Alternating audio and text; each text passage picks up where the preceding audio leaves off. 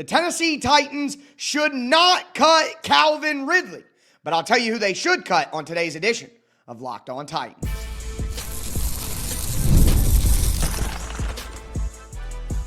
You are Locked On Titans, your daily Tennessee Titans podcast, part of the Locked On Podcast Network, your team every day. Welcome to the Locked On Titans podcast. I am your host, Tyler Rowland. Titans fans, today's edition of the Locked On Titans podcast is brought to you by FanDuel. The winter games are on, and there's no better way to follow them than with a bet on FanDuel. It's FanDuel. Play your game. On today's show, we are going to dive deeper into the Tennessee Titans roster management decisions. The Titans have to make some decisions on who they are going to cut, who they're not going to cut, and again, I think they should keep Calvin Ridley. Also, the Titans have a ton of in-house free agents who need to either be re-signed or let go, and I think they should let Chig Okonkwo walk away. Also, I was watching the Super Bowl, and it got me thinking about Cam Ward and Robert Saleh, and I'm pretty excited. Can't wait to dive into all that with you guys. Before we do want to thank you for making Locked On Titans your first listen each and every day. Remember, Monday through Friday, Tennessee Titans content all year round, always for free. Make sure that you get subscribed, stay subscribed. It's your team every day. Speaking of every day, shout out to my everydayers out there tuning in Monday through Friday. Couldn't do it without you guys. If you aren't an everydayer, you need to be one. All of these decisions are going to be made soon. The Titans are going to cut guys. They're going to sign free agents. They're going to draft guys in the NFL draft. And if you want to stay as up to date, as informed, and as entertained as a Tennessee Titans fan could possibly be, make sure that you stay locked in with the Locked On Titans podcast. But with that being said, again, the Tennessee Titans should not cut Calvin Ridley. I know that he is a prime option to be cut. I understand why it makes sense. When you start to look at the cut candidates for the Tennessee Titans, Calvin Ridley can save them the most money of any player. They'll save $13 million if they cut Calvin Ridley, but they also have $13 million of dead money associated with Calvin Ridley if they cut him. And look, I'm going to be the first to tell you, $26 million for Calvin Ridley in the big 2026 is not good value. Calvin Ridley is not worth $26 million on the salary cap. But what I will continue to come back to is the Tennessee Titans don't need that extra $13 million. They're already rich. They have $100 million in cap space. There's just no reason to cut Calvin Ridley for extra money when there are other players that you can cut and other ways to do it. And here's the biggest thing of all. The Titans need talent at wide receiver. Look at the free agent market right now. George Pickens, probably going to be tagged and then maybe traded. The Titans shouldn't be out here trading for George Pickens.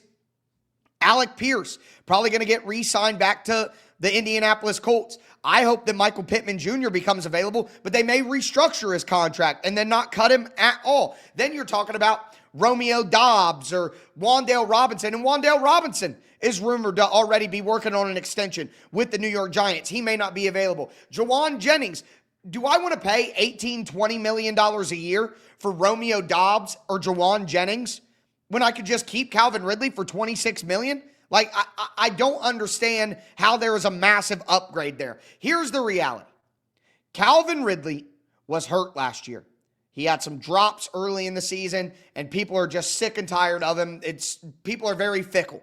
But the reality is, Calvin Ridley had 1,000 yards with Mason Rudolph and Will Levis in Brian Callahan's first year, and he only had 4 drops all year last year, which in reality is not that many. Now, it was only in 7 games, so I understand that people could use the per game right there, the drop right there. It wasn't great. He's had some drop issues throughout his career. But again, the Titans need talent at wide receiver. And if there aren't going to be any good wide receivers in free agency, and the Titans are likely going to go with an edge player at number 4 in the draft and not take a wide receiver in the first round, well, why would you let Calvin Ridley go for nothing?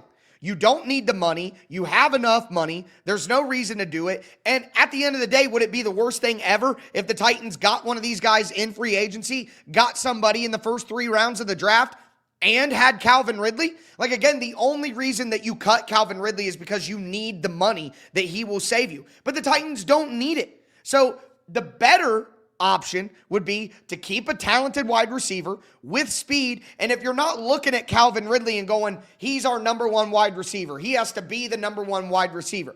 If the expectations are lower, Calvin Ridley's still a good player. He's still a top 30, top 40, top 50 wide receiver in the NFL. I would say he's top 40 guaranteed, probably still top 30, top 35. Why would you, if you're a team that is desperate for wide receiver talent, if you can't get a number one alpha wide receiver this offseason, then you're better off having as many number twos and number threes as you possibly can. So why not just keep a talented player on the roster, knowing that, hey, we probably can't rely on him as much as we thought we could going into last year. But that doesn't mean that he's useless.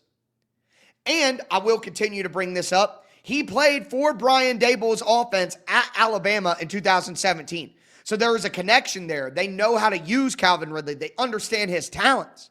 I just don't think that you have to make that move. Now, if somebody becomes available and you do need the money, you're going to make a big-time trade. Let's say the Titans do trade for Garrett Wilson or Marvin Harrison Jr. or DJ Moore or something like that, and they're like, all right, we can't have him and Calvin Ridley's contract, then sure. But if free agency at wide receiver is going to look the way that it looks like it's going to be right now, and you're probably going to go defense in the first round of the draft, why would you cut Calvin Ridley just to do it? It doesn't make any sense to me. They don't need the money. He's still a talented player. You can't rely on him as much as you thought you could, but Cam Ward needs as many weapons as he could possibly have, and cutting Calvin Ridley for no reason at all doesn't make any sense. Now, the other cut candidates, though, L'Jarius Sneed will be cut. Just plain out simple. He's going to save the Titans $12 million. It's going to cause them $8 million in dead money, but L'Jarius Sneed will be cut by March the 15th. I would put my life on it. All right? Now, Tony Pollard. Some of you guys do not want to see Tony Pollard get cut. I get it. He ran for 1,000 yards in back-to-back seasons, and to some of you guys, that's important. But 1,000 yards is 58 rushing yards a game. I'm sorry, 58 rushing yards a game is not that important. And I will continue to say that Tony Pollard needs to go back to being a number 2 running back for a team. He cannot be the lead back anymore. All right? And for $9 million, that's lead back money. They're not paying $9 million for Tony Pollard. You cut Tony Pollard, you save $7 million, you only have $2 million in dead money, and then you go out and get a replacement for cheap, and you draft somebody, and you keep Tajay Spears in the running back 2 role that he's supposed to be in all along. All right? Tony Pollard's 1,000 yards back-to-back. You guys say that to me all the time, like that's some impressive feat. And I'm sorry, doing good on terrible Titans teams because Tajay Spears was hurt all the time, that doesn't mean that you're worth $10 million on the cap. He's simply not. All right? They're going to cut him. They need to cut him, and they need to go out and get a real power back that can run on the goal line and run in short yardage. And then a power back, which I've mentioned my options, Tyler Algier, Rashad White, Brian Robinson, all options. Get somebody like that, or if you want to spend up, fine. Get Breece Hall. Fine. I'm fine with that. At least he's talented enough to justify the price tag rather than Pollard, who is mid of the mid and still getting $10 million this year. No way. So you do that in free agency, and then you go draft a running back in the mid rounds as well. That's what the Titans should do. They should have 3 viable running backs, free agency, Tajay Spears, and the draft. That should be the plan going forward. So I am cutting Tony Pollard. After that, I'm going to cut Xavier Woods. You're going to save $4 million. It's only $1 million in dead money. Xavier Woods is simply a depth safety. He's just another guy. He's easily replaceable. I would go out and get somebody who's more familiar with Robert Saleh's defensive scheme, like Jason Pinnock is the name that I'm going to keep going back to. Safety is a dime a dozen. You can find safeties anywhere. There's always a ton of safeties in free agency. It's a really good safety class in the draft. You simply don't need to keep Xavier Woods around for $5 million. Go ahead and move on. Now, some guys who I'm not going to cut. Number 1 is Lloyd Cushenberry. All right? He's only going to save you. $3.4 million. Graphics a little messed up. Forgive me. $3.4 million is how much you're going to save on Lloyd Cushenberry. $9 million in dead money. All right. Is Lloyd Cushenberry panning out as a signing that we all hoped would happen? No, not right now. It was an up and down season for him coming back from the Achilles tear. He had the Achilles tear in year one. But here's the truth. Usually with major lower body injuries, like an Achilles, like an ACL, a guy is significantly better a year removed. And Cush, after he came back, was able to stay healthy for most of the year. A couple of games of Corey Levin in there, but Cush was able to play. There's no financial reason to cut Lloyd Cushenberry unless you're going to go sign Tyler Lindenbaum, which I don't think the Titans are going to do, and I don't think they should do. All right?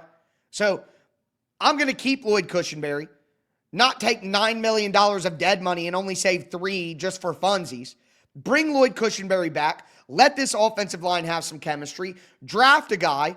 Sign a guy who might be able to take over for him after the year, but now is not the time. In 2027, there's only $4.5 million of dead money and $12 million saved when you cut Lloyd Cushenberry. Keep him around for another year.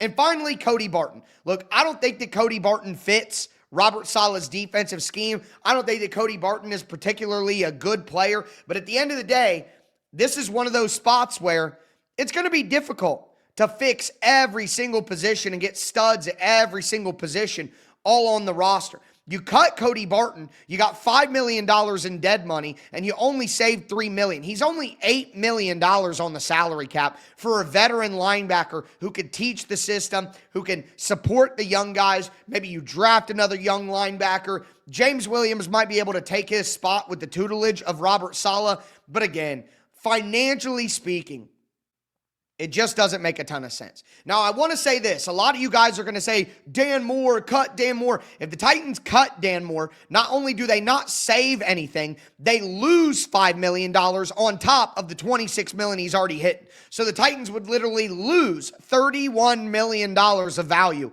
to cut Dan Moore. It's not happening, folks. Dan Moore is going to be on the Titans for at least one more season. But with that being said, let me know who you would cut, who you wouldn't cut. Now it's time to talk about who the Titans need to bring back and who they should let walk in free agency. And of course, I think they need to say goodbye to Chig Okonkwo. Do want to let you guys know that today's episode is brought to you by FanDuel Sportsbook. Look, the winter games are officially here. I've been watching them all morning. And if you're anything like me, you're locking in for the events that you only get to see on the big stage every 4 years. And that's why the winter games are on FanDuel. And it just makes sense, from medal counts to individual events, to finding your angle on the sports that you care about the most. FanDuel gives you more ways to stay connected to the action. The drama of curling matches that start slow, but somehow get intense fast. Speed skating races decided by inches. Hockey games that feel different right from the opening face-off.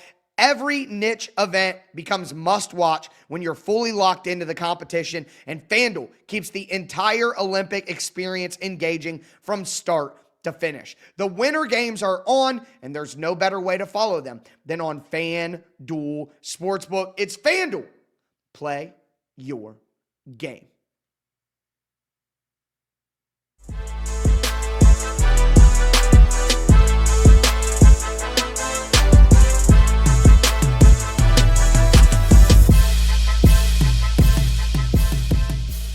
Titans fans, let's continue today's edition of the Locked On Titans podcast. We talked about the cut candidates for the Tennessee Titans. I'm going to cut L'Jarius Sneed. I'm going to cut Tony Pollard. I'm going to cut Xavier Woods. But I'm not going to cut Calvin Ridley, Lloyd Cushenberry, or Cody Barton. Now, as we get into the Tennessee Titans in-house free agents, we got to talk about who they need to re-sign and who they need to let walk. And I'm going to go through the list here, and I know that not all of you guys agree with all of these decisions, but at the end of the day, I think this is the smartest way to handle it. Let me know your thoughts down below in the comments, or hit me up on social media and tell me what you think. But if I'm the Titans, Chig Okonkwo, I'm letting him walk.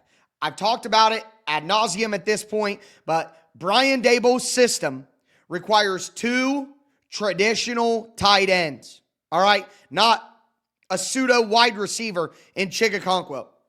And I've hammered this point home, so I'm not going to spend forever here.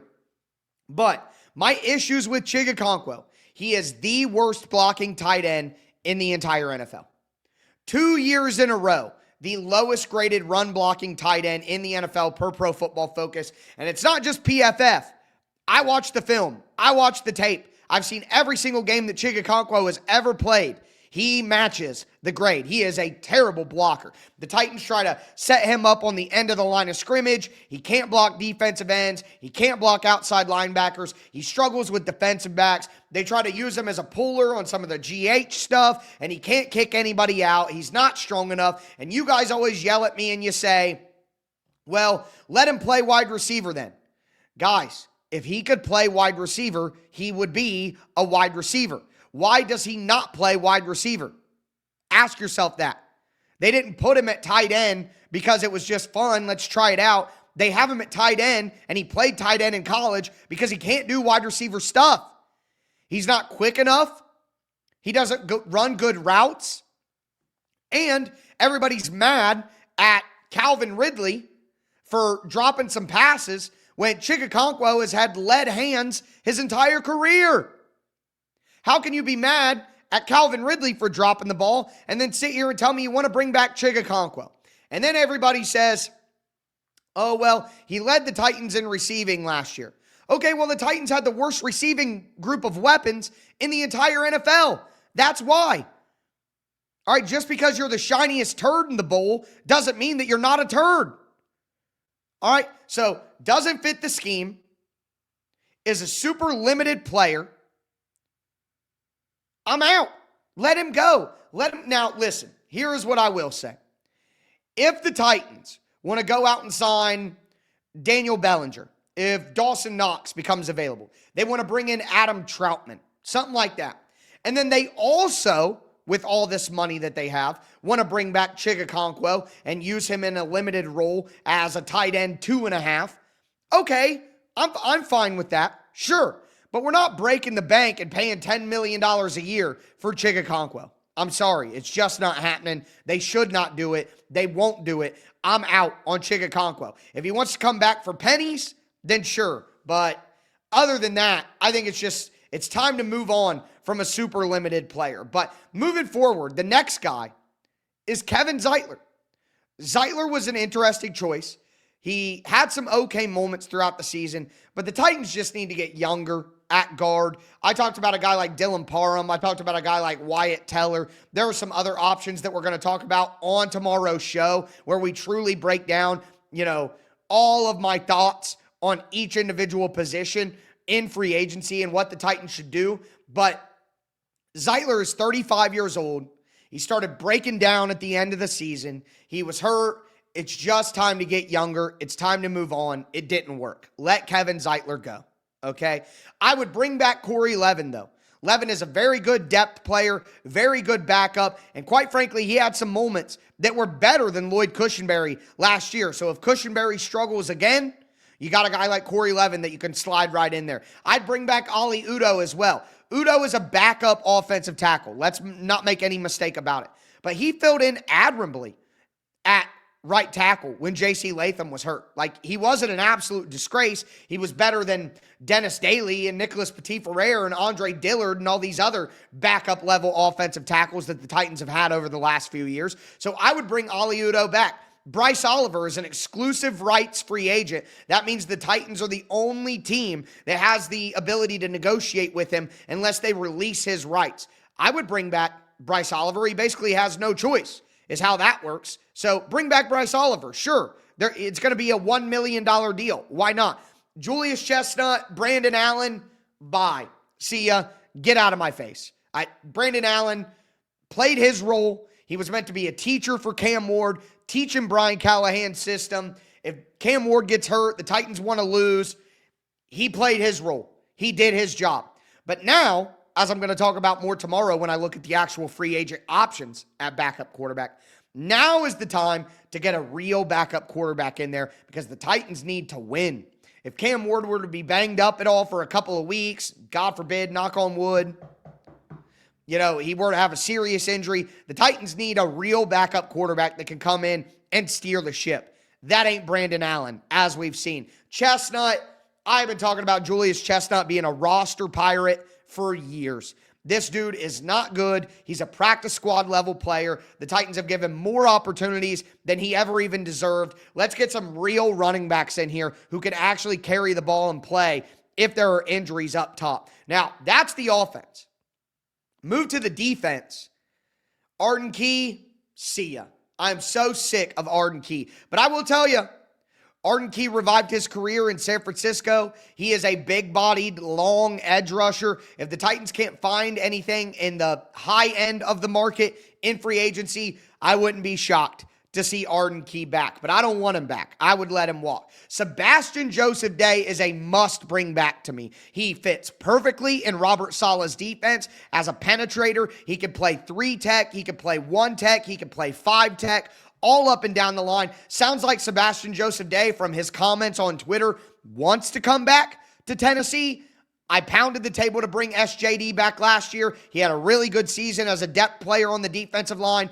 I want SJD back this year as well. He's a perfect fit. James Lynch, another guy. Yeah, he's a depth player. He's a backup. He's not a game changer. You could replace him with 100 other guys in the NFL, sure. But he fills his role fine. He's just a good interior depth defensive lineman. It's just that simple. He's not a world beater. He's not going to change the game. He's not going to change the roster fundamentally or anything like that. But he's just a solid depth player who you could do worse. I feel the same about Darrell Baker Jr. Is Darrell Baker Jr. a starting cornerback in the NFL? No.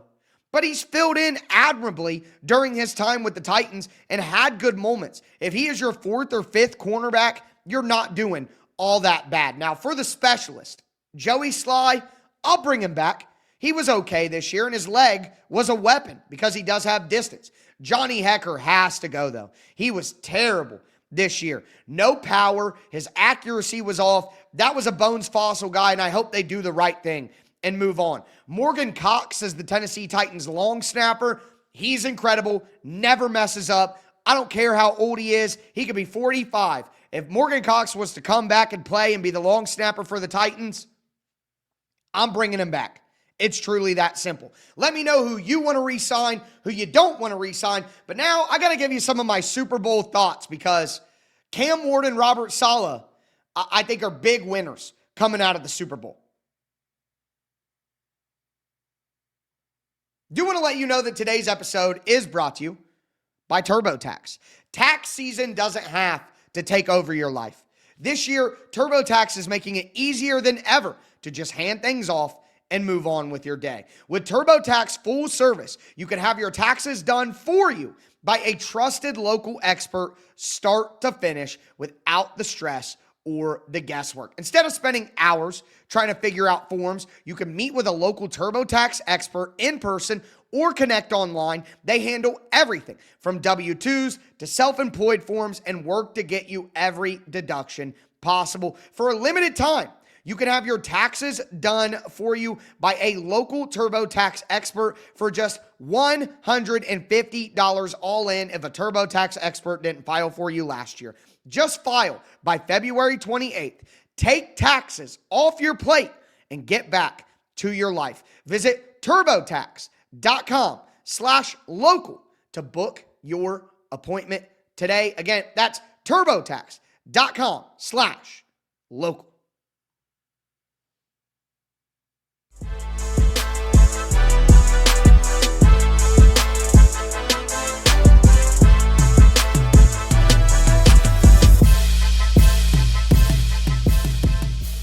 Titans fans, let's cap off today's edition of the Locked On Titans podcast. Again, we are doing roster management decisions. The Titans have to make sure that their house is in order before they go out to the grocery store to get new players. We did the cut candidates. We did the re-sign candidates. Now, I want to talk about the Super Bowl, all right? Because I think there are two big things, two big takeaways that I have for the Titans coming out of the Super Bowl. Number one, Cam Ward, all right? Cam Ward is in a great spot and is going to be just fine. And number two, Seattle winning is good news for Robert Saleh. Now, before I tell you why I feel like that, I do want to thank you again for making Locked On Titans your first listen each and every day. Make sure that you join the Locked On Titans Everydayer Club. Guys, hit the link down below in the description. It's $5 a month, the cost of a cup of coffee nowadays. The show's always free, Monday through Friday, all year round, but you can get some extra value with the Locked On Titans Everydayer Club. You get ad-free versions of the podcast. That means no advertisements in the show directly in your podcast feed. You get added to a Locked On Titans group chat on Discord where we have so much fun. And again, you want to get your mailbag questions read. You want to be involved in giveaways for Locked On Titans merch and stuff. You got to get in the Locked On Titans Everydayer Club group chat. It is awesome. You get access to a Locked On Titans merch store to get some stuff there. It's a great value. It's a great deal with some bonus content. Check out the Locked On Titans Everydayer Club. But with that being said, Cam Ward cooked the Seattle Seahawks. We just saw Drake May look absolutely pitiful for 3.5 quarters. The Patriots offense couldn't do crap. And let's call it what it is. Drake May has more weapons and better coaching than Cam Ward did last year. Josh McDaniels may be a jerk who nobody wants around, but he's a good offensive coach. Kayshon Boutte and Stephon Diggs and Pop Douglas and Kyle Williams and Travion Henderson and Ramondre Stevenson and Hunter Henry and Austin Hooper and Mac Hollins. Like, that's not a great group. I'm not going to sit here and tell you that's a fantastic group or anything, but it's better than what the Titans had around Cam Ward. It's not even close. And Cam Ward, if you recall, went 28 of 42, 256 passing yards, 37 rushing yards, and a passing touchdown and a rushing touchdown. He had no turnover-worthy plays in the game and had a 91 passer rating. Cam Ward was awesome against the Seattle Seahawks. And I saw a chart that was like EPA per play, which is expected points added per play. It's just an analytical metric of success. But Cam Ward had a top 6 performance against the Seattle Seahawks defense of any quarterbacks in the NFL all year long. Out of all the games that the Seahawks played in the playoffs, in the regular season, Cam Ward had a top 6 performance against them with all of the crap around Cam Ward that we're talking about. And Matthew Stafford was 2 of those performances. And Matthew Stafford was the MVP. It just makes me think about the Titans' schedule. The Titans literally played all of the best teams in the NFL. They played the Texans. They played the Chargers. They played the Patriots. They played the Broncos. They played the Seahawks. They played the Rams. They played the San Francisco 49ers. Like, the Titans had to play a juggernaut schedule. So it just brings me back to, like, Cam Ward is good, okay? Don't let the haters, the box score watchers, the non-ball knowers, don't let them influence you or make you feel bad or whatever. Cam Ward is good at football. He is going to be one of the better quarterbacks in the NFL. I'm not telling you he's going to be elite like Josh Allen, Patrick Mahomes, but Cam Ward can absolutely be as good or better than Sam Darnold. He could be right there with Baker Mayfield, with Dak Prescott, Brock Purdy, Jalen Hurts, Jordan Love. Come on, man. Cam Ward could be just as good as those guys. Caleb Williams, Drake May. Like, get this man some weapons. Let the offensive line gel. Get him real coaching. Like, I just came out of that Super Bowl thinking, man, Cam Ward cooked these boys a little bit. I ain't worried about Cam Ward, man. We got to fix the rest of the roster. The Titans got one in Cam Ward. So that was one of my big takeaways. And Robert Saleh. Mike MacDonald is the first head coach, and I had a hard time believing this. I didn't think it was true when I first saw it, but I've seen enough people confirm it at this point. It's hard to believe. But Mike MacDonald, the coach of the Seattle Seahawks, is the first coach ever to win the Super Bowl while also calling defensive plays. I'm not saying he's the first defensive-minded head coach to win a Super Bowl because Bill Belichick and Mike Tomlin and, like, obviously there are other guys. But he is the first head coach to win the Super Bowl while also being the defensive play caller. And Robert Saleh is about to be the defensive play caller for the Titans. So, Cam Ward had one of the best performances against this Seattle Seahawks defense that any quarterback had all year, which proves to me once again he can play with these boys. And two, Robert Saleh can follow in the footsteps of Mike MacDonald, and Mike MacDonald shows you it is possible for a defensive play calling head coach to win a Super Bowl. And I have to say this. I talked about it on Locked On NFL, but I'm going to mention it here. The Patriots are frauds. I hope Mike Vrabel enjoyed the Mickey Mouse run. Drake May showed that he's nowhere near as good when he plays actual good teams. They don't have a left tackle of the future because Will Campbell is a guard. And I tried to, what Will Campbell looked like in that game, he gave up 14 pressures, the most in any single game by a single player all season long. He was a disaster all year in the playoffs. All year in the playoffs sounds weird, but the entire postseason run. Drake May, not as good as MVP second place would tell you. Will Campbell is a guard, not a tackle. Mike Vrabel had a Mickey Mouse schedule, and they're never going to get that lucky again. Couldn't be happier with the way the Super Bowl turned out for what it means for the Titans, and I'm a petty king, and I'm not afraid to admit it. I wanted Vrabel to lose. I don't want Vrabel to do well in New England. Call it what it is. I don't really care.